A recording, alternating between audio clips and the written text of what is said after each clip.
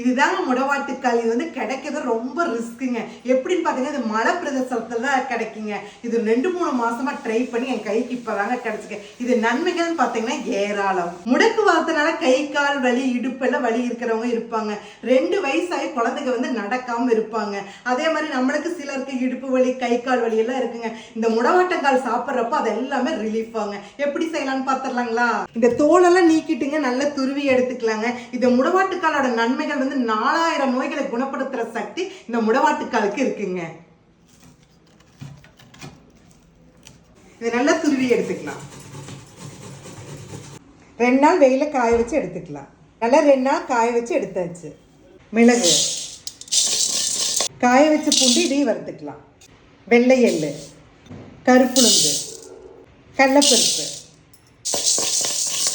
சீரகம், காஞ்ச கருவேப்பிலை, இதோட மாங்காய்த்தூள் பெருங்காயத்தூள் பிங்க் சால்ட் எல்லாத்தையும் ஒன்றா அரைச்சி எடுத்துக்கலாம்.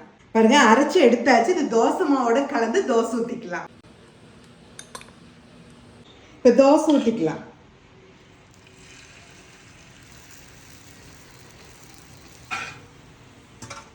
முடவாட்டுக்கால் தோசை ரெடிங்க. வேணுங்கிறவங்க ரோஸ்ட் மாதிரி தோசை ஊற்றி இந்த பொடியை தூவியும் கூட சாப்பிட்டுக்கலாங்க.